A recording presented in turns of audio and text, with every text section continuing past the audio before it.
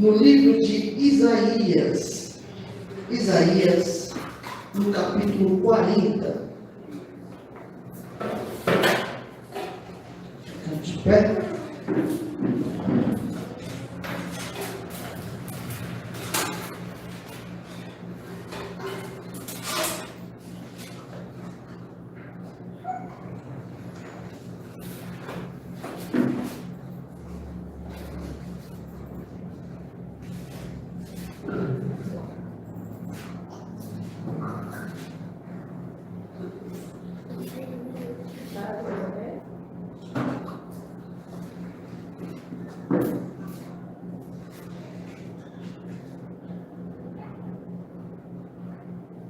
Amém, graças a Deus.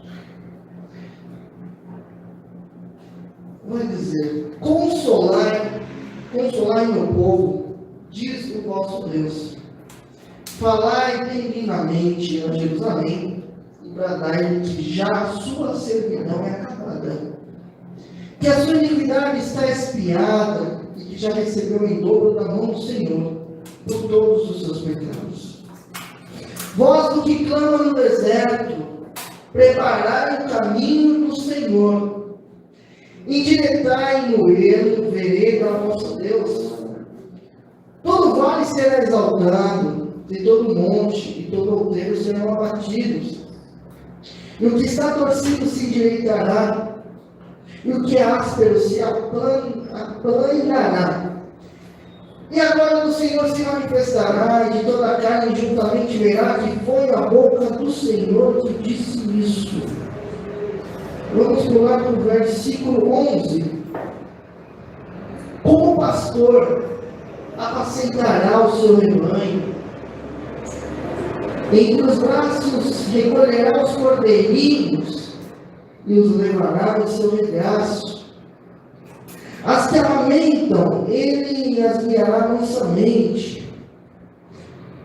Quem mediu o seu punho às águas e tomou a medida dos céus aos palmos e recolheu em uma medida o pó da terra e pesou os montes e os outeiros em balanças? Quem guiou o Espírito do Senhor? E que conselheiro o ensinou?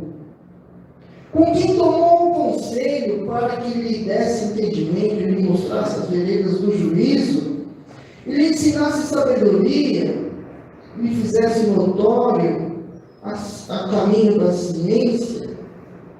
Eis que as nações são consideradas por ele como a gota de um balde, e como um pó unido nas balanças. Eis que lança por aí as ilhas como uma coisa pequeníssima. Nem todo Líbano basta para o fogo, nem os seus animais bastam para o holocausto. Vamos para o versículo 29.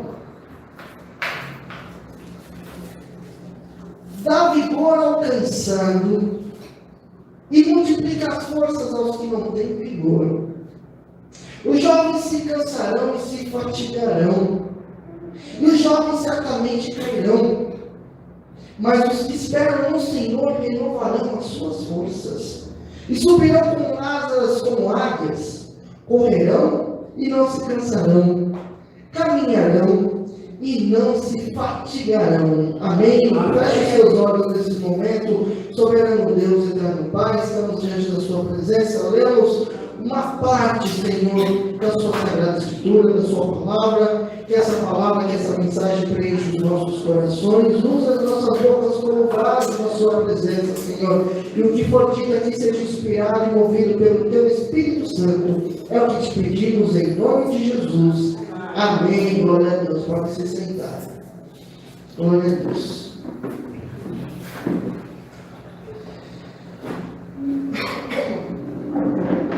Isaías passa por um momento, essa profecia, essa mensagem, pelos estudos, se passa no tempo do cativeiro babilônico, em que o povo está cativo por desobediência. O povo está cativo não foi porque o povo foi muito bonzinho, eles fizeram tudo certo, tudo bonito, e mesmo assim eu sou injusto. Não, Deus não é injusto, Deus é justo. Por isso que Ele permite algumas situações nas nossas vidas e nós nos perguntamos, Yuri, pode aumentar um pouquinho?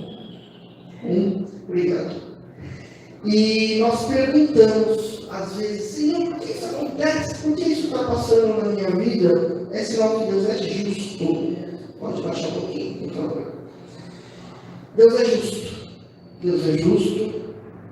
E nós não podemos reclamar do que nós passamos. Nós merecemos. Não mereço não. Você merece. Você planta, você colhe. Israel, Jerusalém, Judá, estava colhendo o que eles tinham plantado há muitos anos.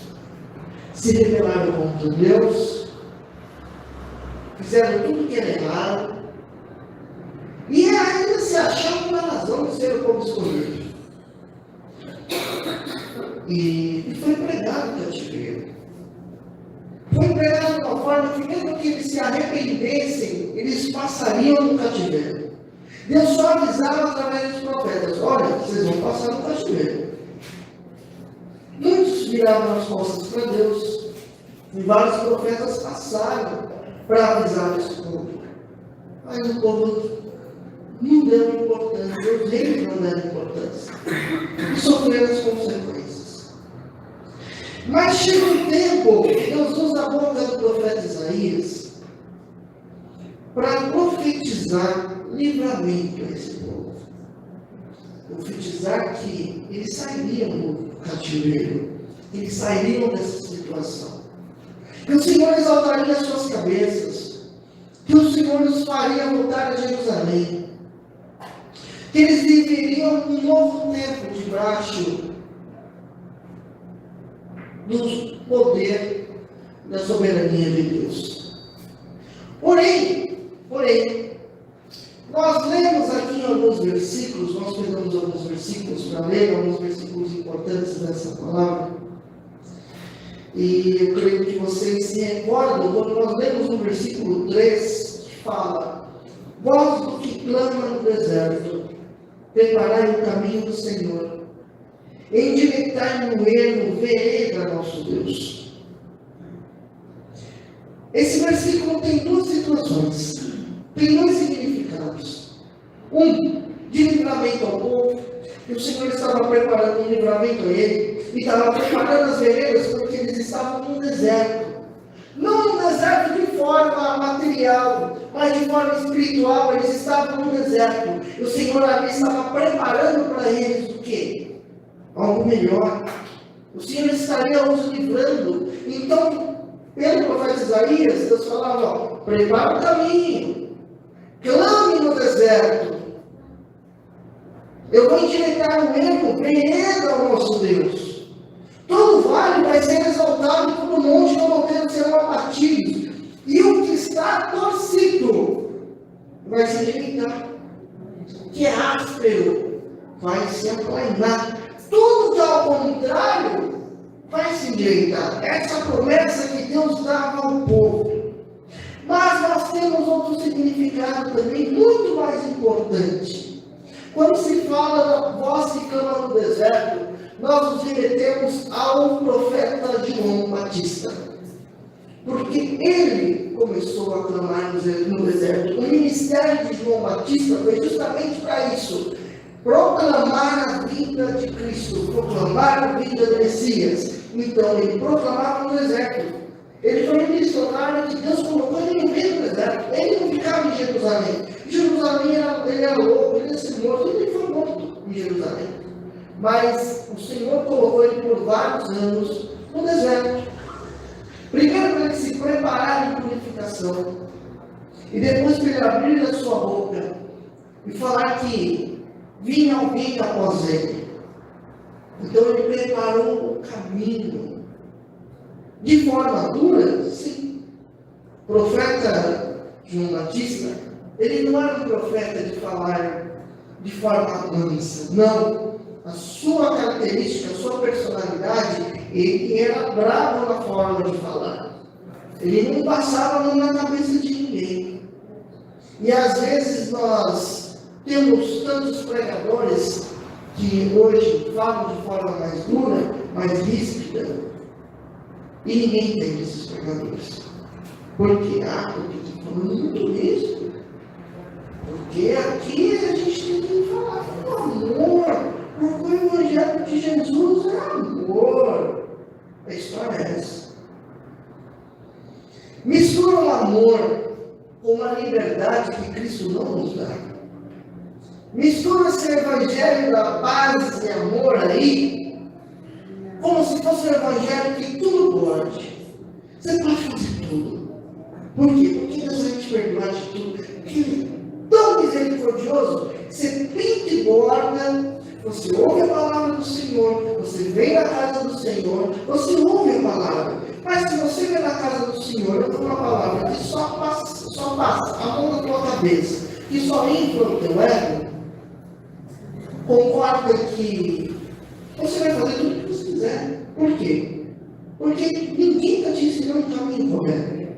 Viver o Evangelho de Jesus Cristo não quer dizer que nós vamos viver encarcerados. Nós cantamos hoje, nós não somos mais escravos do medo. Nós somos livres em Jesus Cristo.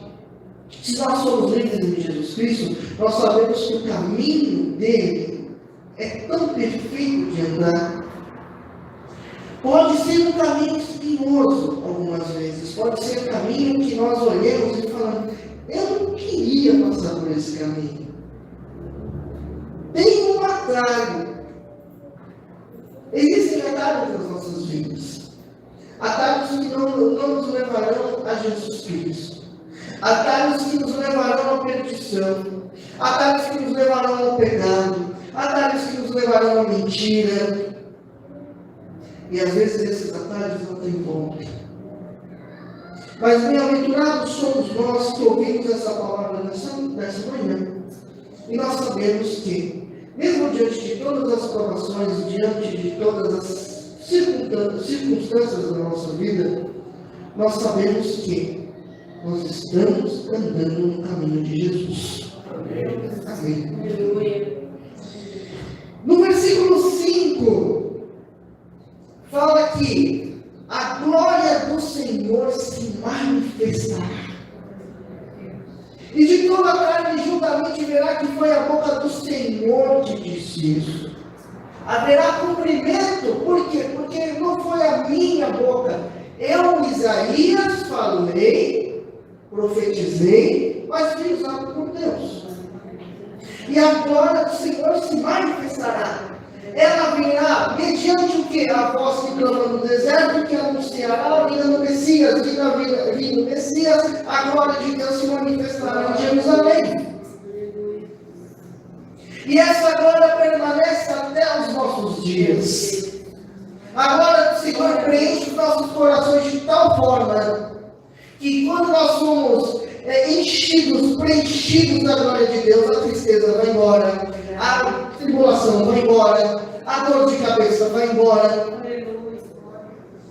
Quando a glória de Deus nos preenche, não tem questão contrária que fique dentro dos nossos corações.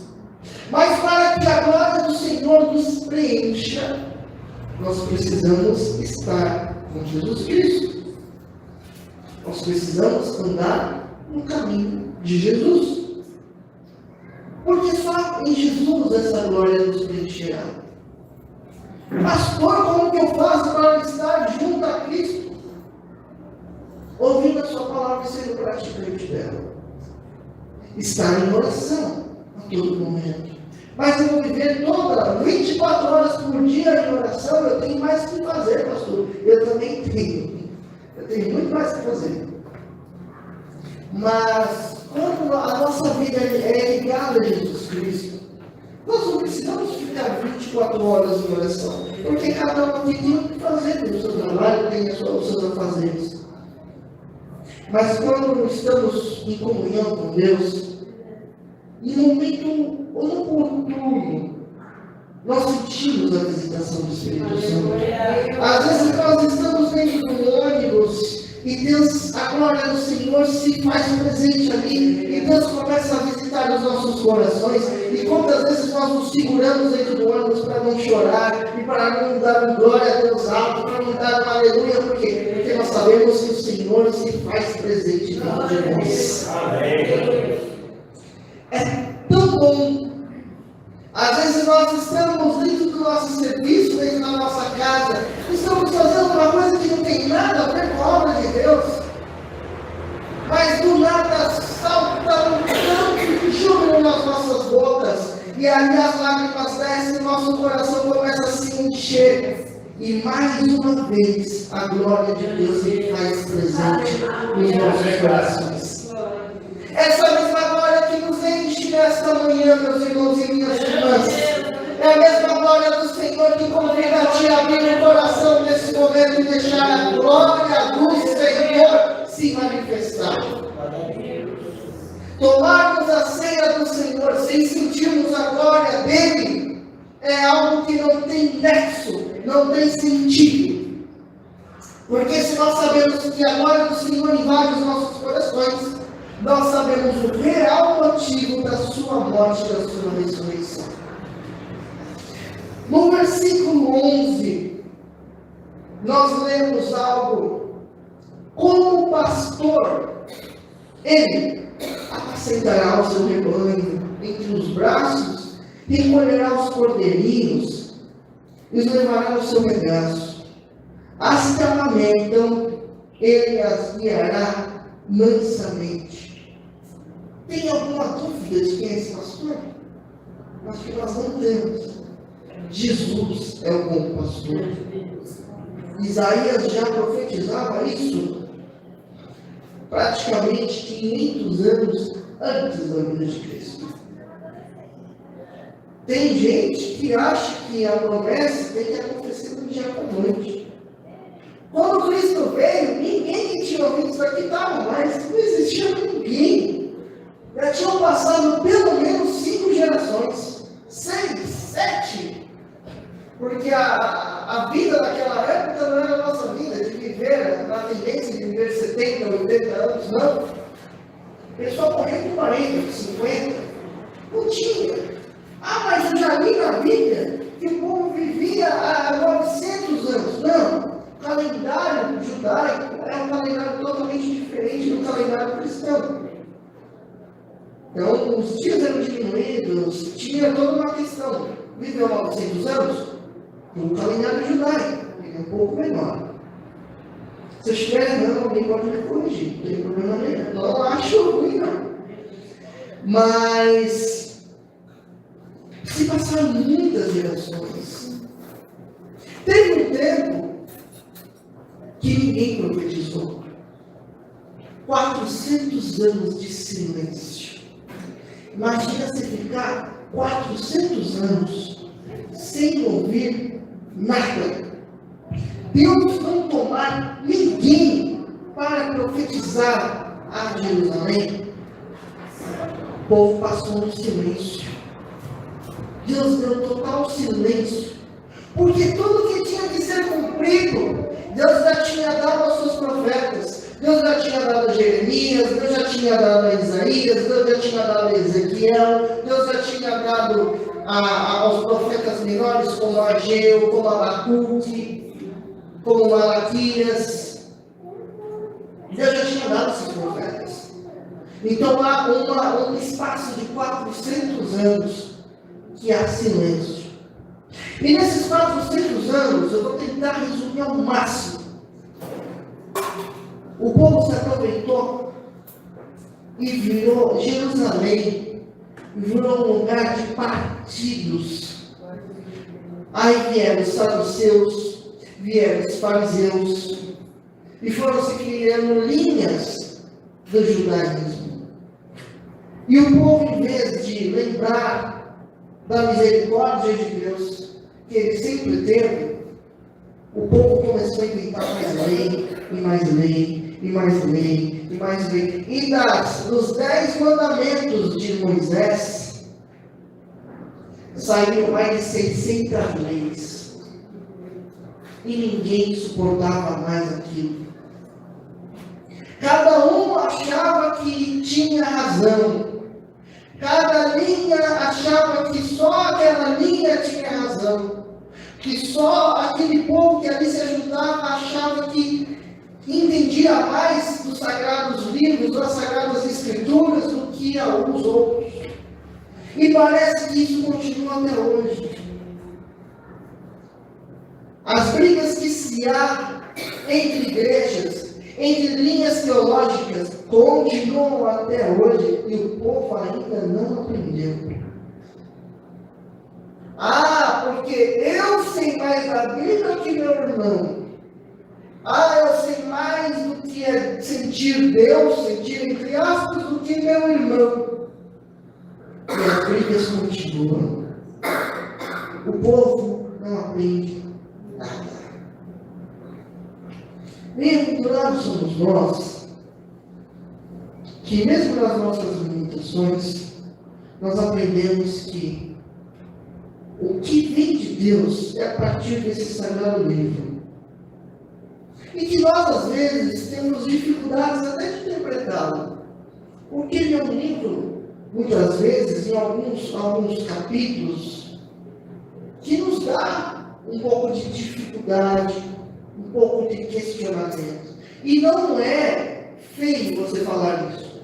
Olha, eu li tal capítulo, eu tive dificuldade para interpretar. Não é feio. Eu tenho dificuldade para interpretar. Às vezes, quando vou preparar alguns cursos de pregação, eu ouço 3, 4 pregadores. O pastor, ouço. E dos 3, 4 pregadores eu tento tirar uma coisa que é unânime em todos eles. Porque cada um tem a sua interpretação.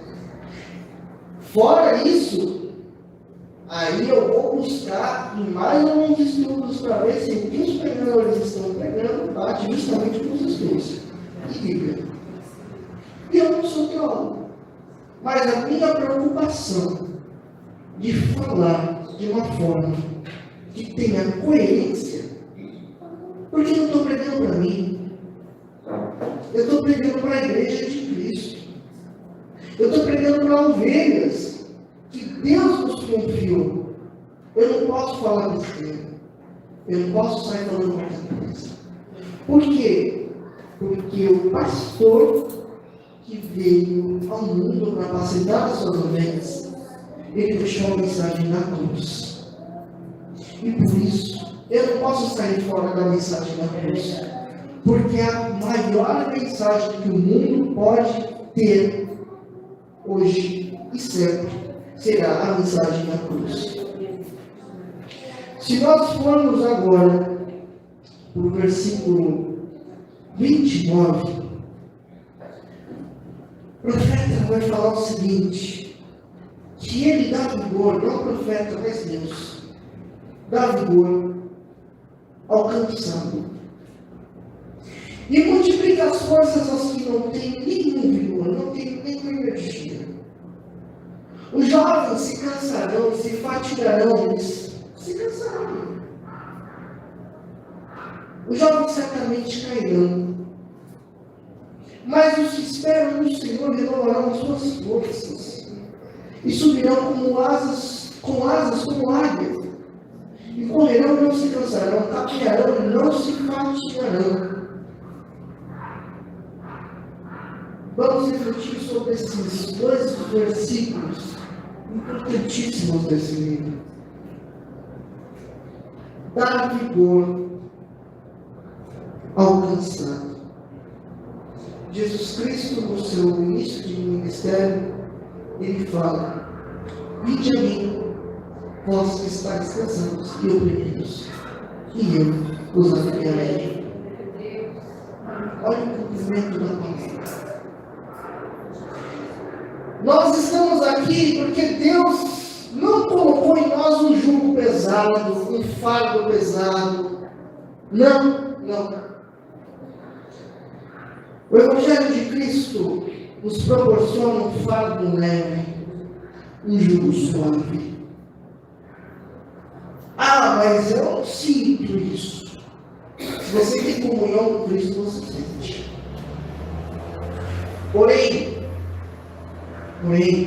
lemos esses dias que devemos negar a nós mesmos, tomar a nossa cruz e seguir Jesus. O fardo que Ele nos dá é leve, o jugo é suave, mas cada um de nós temos a nossa cruz para carregar. Mas tendo a nossa cruz a carregar, Deus ainda assim alivia as nossas dores, por misericórdia. Porque se não tivesse misericórdia, nós carregaríamos as nossas dores de uma forma tão grande que não aguentaríamos. E seríamos esmagados pelos nossos problemas.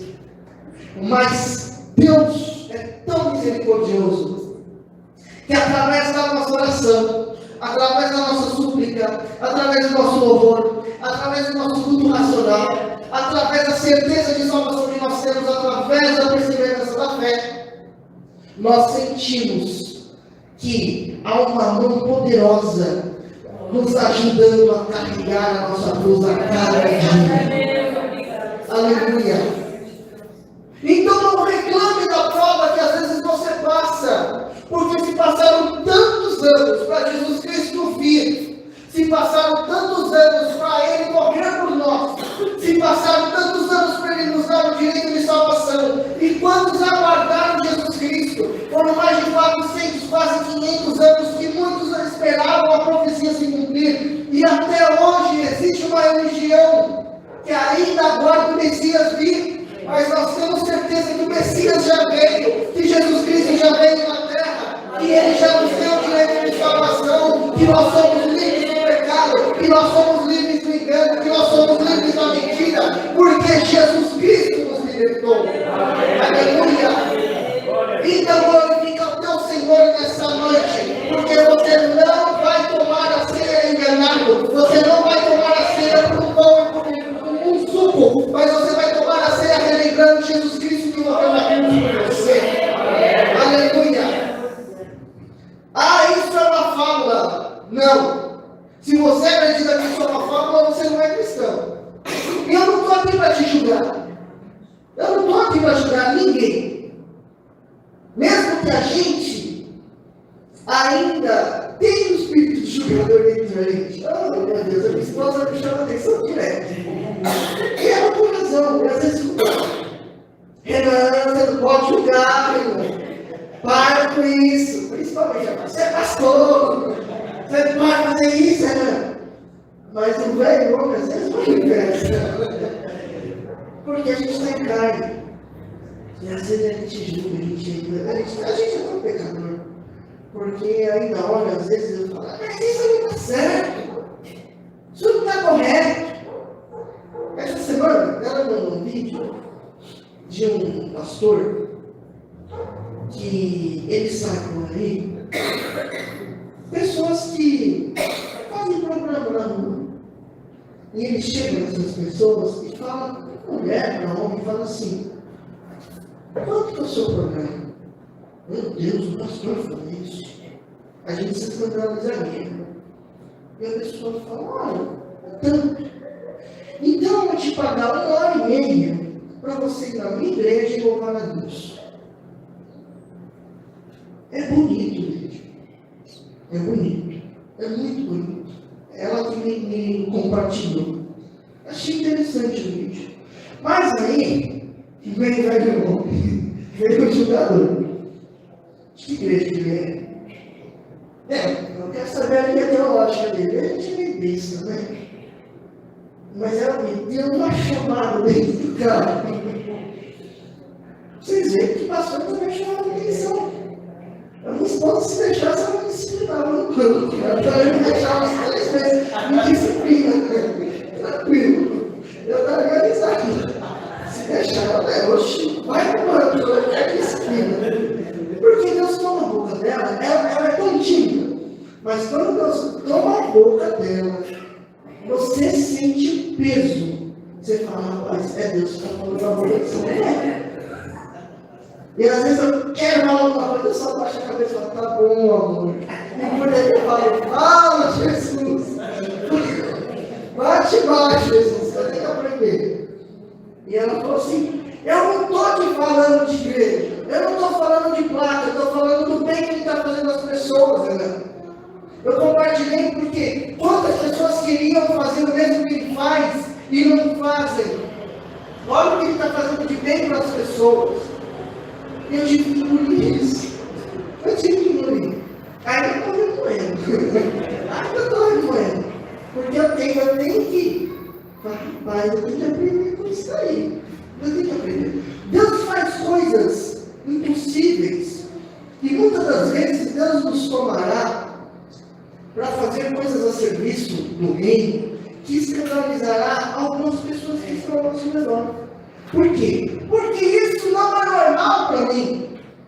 Porque eu nunca vi isso acontecer. Eu nunca vi um pastor fazer isso. Eu nunca vi uma missionária fazer isso. Eu nunca vi um obreiro fazer isso. Mas é justamente a novidade do Espírito Santo que nos toma e nós fazemos porque nós estamos aqui a cuidar de Deus. Nós estamos a serviço do reino.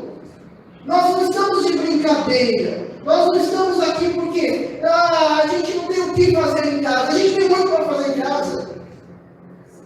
Mas quando nós ouvimos a palavra do Senhor, e nós deixamos a glória do Senhor nos preencher a cada momento, nós sentimos a diferença até na forma de falar.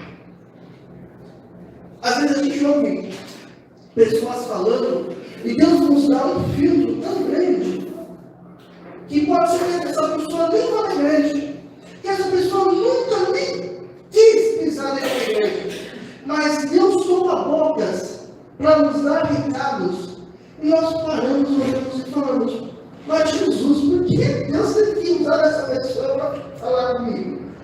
É assim, por quê? Porque Deus usa de quem Ele quer.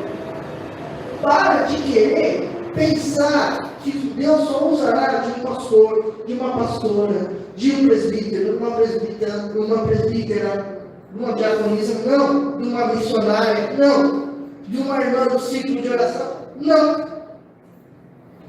Deus pode usar de um ateu para falar com você. É? Sim. Deus pode usar de um bêbado para falar com você. Eu já contei esse testemunho aqui. Deus usou um bêbado para falar que ele muito bem. Eu estava num momento muito difícil da vida. Morava no Jaraguá. Jaraguá é longe daqui, Zona Oeste. Mas ia nessa igreja aqui. Segunda vez que eu ia vir nessa igreja. Era outro ministério. E eu saí de casa, tinha chorado dentro de casa, eu vou lá, porque eu tenho que fazer as coisas na igreja lá, que o ancião me convidou, e vou lá.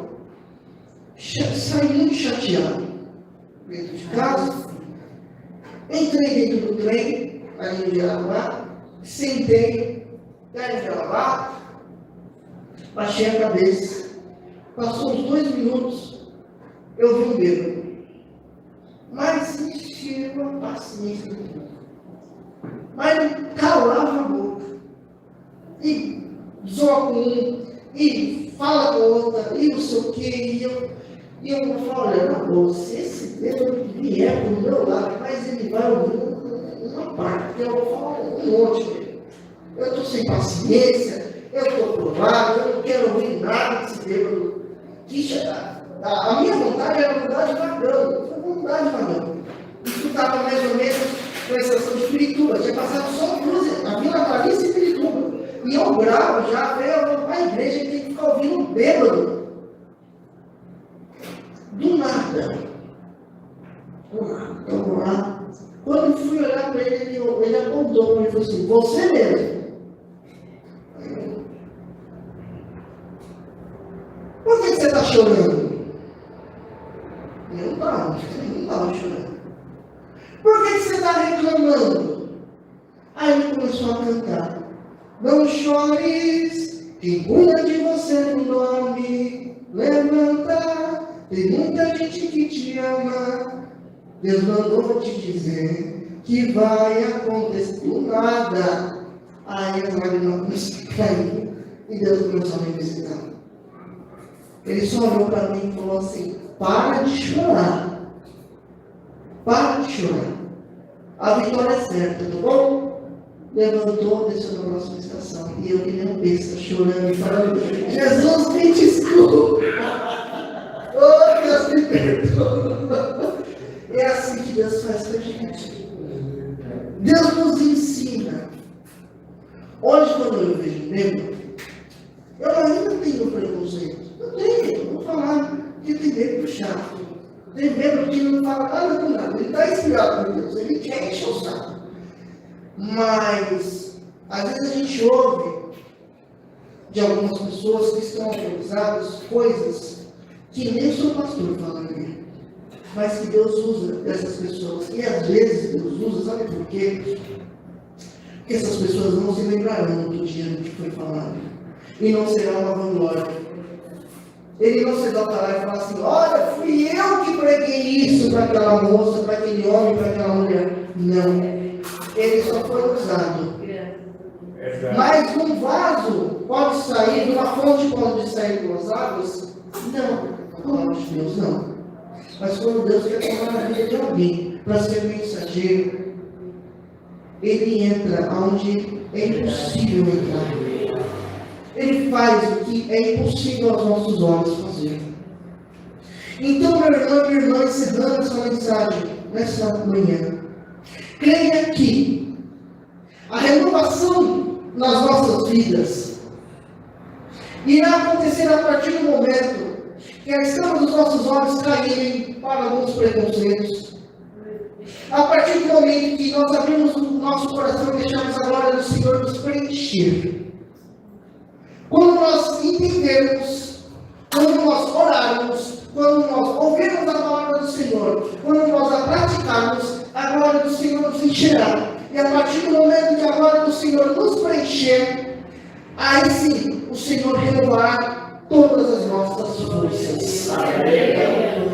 Eu creio que essa igreja hoje, nessa manhã, está propícia, ela está aberta, ela está ansiosa para que o Senhor renove as suas forças. Mas para que haja isso, haja essa renovação, nós precisamos abrir o nosso coração, nós precisamos exaltar o nome de Jesus, nós precisamos que a glória do Senhor nos preencha, e realmente, a partir do momento que a glória do Senhor nos preencher, aí sim começa a ser renovadas as nossas forças, porque o Senhor começa a renovar de dentro para fora, o Senhor começa a limpar o que precisa sair. O Senhor começa a limpar as mágoas, o Senhor começa a limpar as tristezas, e aí sim a renovação do Senhor começa a vir. E nós sentimos essa renovação, é como se fosse uma vitamina que nós tomamos e nós começamos a sentir uma melhora. E essa melhora às vezes não pode vir no mesmo minuto. Muitas vezes tem remédio que no mesmo minuto, mas tem coisa que nós tomamos que o efeito ele só vai vir após alguns dias. E é assim que a palavra de Deus faz nos nossos corações. Não adianta pregar, apontar para você e falar assim: seja renovado por essa palavra. Não, não. Por quê? Porque se a renovação vem de dentro para fora, o Senhor limpará, o Senhor renovará. E isso não é do dia para a noite. É através da oração, é através do nosso louvor, é através da nossa intimidade com Deus. A partir daí, a glória do Senhor começa a nos preencher. Não é num dia, não é em dois, às vezes leva semanas, às vezes leva meses. Mas, se nós buscamos essa renovação em Deus, persista, não desista, tenha ansiedade para ter essa renovação. Jesus, eu quero ser renovado, eu quero ser mudada, eu quero ter a minha vida transformada, eu quero que o Senhor renove a minha família, que o Senhor renove a minha casa, que o Senhor renove o meu casamento, que o Senhor renove o meu convívio familiar. Mas para isso, ouça a palavra do Senhor. Para isso, ore. Para isso, deixe a glória do Senhor preencher o teu coração. Aí sim, nós iremos essa renovação. Amém? Amém. Glória a Deus por essa palavra.